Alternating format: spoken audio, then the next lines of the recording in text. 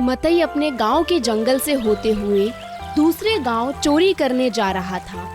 तभी कई सालों से उसी जंगल में तपस्या कर रहे बाबा ब्रिजनाथ से उसने मस्खरी करने का सोचा।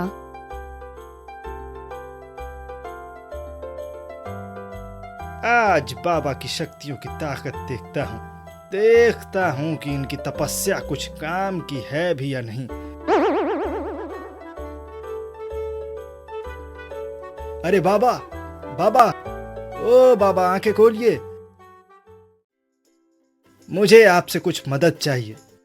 शैतान, तूने मेरी तपस्या भंग कर दी और मैं तेरी मदद करूं इससे पहले कि मैं तेरा विनाश कर दूं। यहाँ से चला जा। अब आपकी तपस्या तो भंग हो ही गई, तो मेरा कुछ कल्याण ही कर दीजिए। जरा मुझे अपनी तपस्या का कुछ नमूना तो दिखाइए। मैं कैसे मानूं कि आपके पास कोई दिव्य शक्ति है। मूर्ख इंसान, तू मुझे चुनौती दे रहा है। बता तुझे क्या चाहिए। बाबा, मुझे आप ऐसी शक्ति दीजिए जिससे मैं गायब हो सकूं। रुक मूर्ख, अभी मैं तुझे अपनी शक्ति से रूबरू करवाता हूं। ये ले, ये पानी पी ले। अब इसके सेवन मात्र से जब तेरी इच्छा होगी तब तू गायब हो सकता है। साधु मतई को कुछ बोलने ही वाले होते हैं कि तब तक वो वहाँ से खुशी के मारे भाग भी चुका। लेकिन एक बात ध्यान रखना। अरे मैं तो ये कह रहा था कि जैसे लोहा लोहे को काटता है, वैसे ही इस पानी के असर को पानी ही काटेगा। अगर कोई इस मूर्ख पर पानी भी फेंकेगा तो इसकी जादुई शक्तियां वहीं समाप्त हो जाएंगी। मतई रात होते होते अपने गांव से दूसरे गांव में चोरी करने पहुंच जाता है। गायब होकर बिना किसी को दिखे वो मनमाना सामान लूट कर वहां से भाग जाता है। अगर मैं गायब हो सकता हूँ तो क्यों ना अपने गांव में ही चोरी करूं। जिन जिन लोगों ने मेरा मजाक उड़ाया था या जिन्होंने मुझे निकम्मा समझा था, अब उनकी बारी है। मैं ऐसे हर किसी के घर में चोरी करूंगा और उनका सारा सामान लूट कर उन्हें बर्बाद कर दूंगा। हर रात को मतई अपने ही गांव वालों के घर जाकर चोरी कर लिया करता। कुछ ही दिनों में जिन 2-3 घर में मतई ने चोरी की थी, वो गांव के लोगों के सामने अपनी सारी समस्याएं बता देते हैं। पता नहीं कौन है ये चोर। इसके और मेरे घर से सारे कीमती सामान चुरा के ले गया वो कमीना। एक बार हाथ लग जाए उसकी हड्डी पसली एक कर दूंगा। अरे भाई, हड्डी पसली कैसे एक करोगे? वो तो दिखता ही नहीं। कोई भूत है जो हमारे यहाँ चोरी करने आता है? भूत है वो इंसान थोड़ी है जो पकड़ के उसकी कुटाई करोगे। मैं तो यही कहता हूँ, हम लोग झेल चुके, अब बस तुम सब गांव वाले सतर्क रहो। हमें एक बार पुलिस को बताना ही पड़ेगा। ऐसे हाथ पर हाथ धरे नहीं बैठ सकते। गांव वालों के बुलाते ही कुछ देर में पुलिस वाला आता है और सबसे चोर के बारे में पूरी जानकारी लेने के बाद उल्टा गांव वालों को ही बुरा भला बोलने लगता है। अरे भाई, मुझे पागल समझा है क्या? भूत भी चोरी करने लग गए अब। जब हम छोटे हुआ करते थे तो सुना था कि भूत आम कटहल चुराया करते थे, पर अभी के भूत तो समय के साथ बदल गए हैं। सीधा घर में घुसकर चोरी। अरे हीरे जवाहरात का करेंगे क्या भूत? मुझे बेवकूफ मत बनाओ, नहीं तो तुम सबने अंदर कर दूंगा। मेरा पूरा टाइम खराब कर दिया। इतना अच्छा भला मैं थाने में सो रहा था। दोबारा मुझे बुलाने की हिम्मत मत करना, समझे? पुलिस वाला आता तो है, पर उल्टा गांव वालों को ही डांट कर वहां से चला जाता है। अब गांव वाले और परेशान होने लगते हैं कि मदद मांगे तो किससे मांगे। अब क्या करें? इस पुलिस वाले ने तो हमें ही धमकी दे डाली। पता नहीं ये सब कब अपना काम हम गरीबों के लिए करेंगे। अब जो भी करना होगा हमें ही करना होगा। किसी के सहारे रहना बेकार है। गांव वालों की भीड़ में खड़ा मुखिया चुपचाप सब सुन रहा था और मन ही मन इस भूत को पकड़ने का विचार बना रहा था।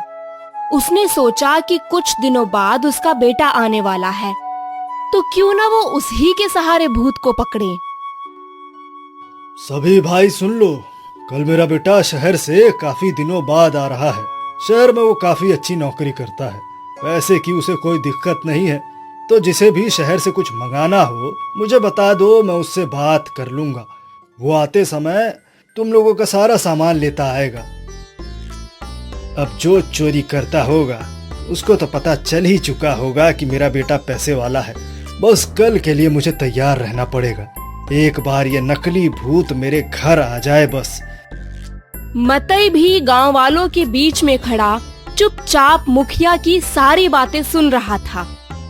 उसने इस मौके का अच्छे से फायदा उठाने का सोचा और मुखिया के घर चोरी करने का मन बनाने लगा।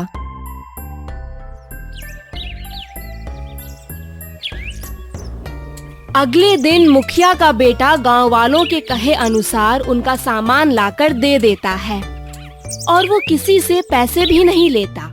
ये सब देखकर तो मतई अब पक्का मन बना चुका था कि आज रात तो मुखिया के यहाँ ही चोरी करनी है। ये मुखिया तो ज्यादा पैसे वाला है, मैंने तो इसके बारे में सोचा ही नहीं था। इस मुखिया ने भी मुझे बहुत बुरा भला बोला है। अब इसी की बारी है। इसको मैं अब लूट कर ही रहूंगा। उसका बेटा शहर से अच्छी अच्छी मिठाइयाँ भी लाया होगा, सब गायब कर दूंगा सब। आज रात ही सब गायब करता हूँ आज रात ही करता हूँ। रात होते ही एक तरफ मुखिया ने भूत को पकड़ने की सारी तैयारी कर ली थी, तो वहीं मतई भी अपने घर से मुखिया के यहाँ चोरी करने निकल पड़ा था। वो जैसे ही मुखिया के घर के बाहर पहुँचता है तो उसका दरवाजा खुला देख कुछ देर रुकता है, फिर थोड़ा सोचने के बाद सीधा घर के अंदर घुस जाता है। मतई को कोई भी देख नहीं सकता था, इसीलिए उसे पकड़ना मुश्किल था। मगर इस बार गलती से वो एक डंडे से टकरा जाता है, जो ठोकर खाते ही जमीन पर गिर जाती है। उसकी आवाज से मुखिया जल्दी से उस कमरे में आता है और पानी से भरी बाल्टी मतई के ऊपर फेंकता है। अब मतई साफ साफ दिख सकता था। अरे मतई तू, अच्छा तो ये सब तू कर रहा था निकम्मे। अपना नाम सुनते ही मतई की डर के मारे हालत खराब हो गई। वो सोच में पड़ गया कि ये सब उसे देख कैसे सकते हैं। वो उस दिन साधु की पूरी बात सुने बिना ही भाग गया था। हाँ डरो मत, हम लोग तुम्हें देख सकते हैं। गांव के लोग भी आते ही होंगे। अब तो तेरी खैर नहीं बेटा। तभी गांव के कुछ और लोग आ जाते हैं और मतई को डंडे से बुरी तरह मारने लगते हैं। माफ करो, आज के बाद मैं ये सब नहीं करूंगा, मुझे माफ करो। तुमने ये सब किया कैसे, पहले ये बताओ। अपने गांव वालों को ही लूट लिया। गांव के बाहर जंगल में जो बाबा ब्रिजनाथ हैं, मैंने उनसे गायब होने की शक्ति मांगी थी। बस उसी दिन से मैं ऐसे लोगों के यहाँ चोरी करने लगा जिसने मुझे एक कमजोर इंसान समझा था। ये सब मैंने अपना बदला लेने के लिए किया। गांव वाले गुस्से में दोबारा उसे मारने लगते हैं और अंत में चुराया गया सारा सामान वापस करने की शर्त पर ही उसे छोड़ते हैं। मतई चाहता तो साधु द्वारा दी गई शक्ति का सही इस्तेमाल कर अपना या अपने गांव वालों का भला भी कर सकता था, लेकिन उसने गलत रास्ता चुना, जिसका अंजाम भी गलत ही हुआ। तो फैसला हमेशा हमारे हाथ में होता है कि हम अपनी शक्तियों का इस्तेमाल किस रूप में करते हैं।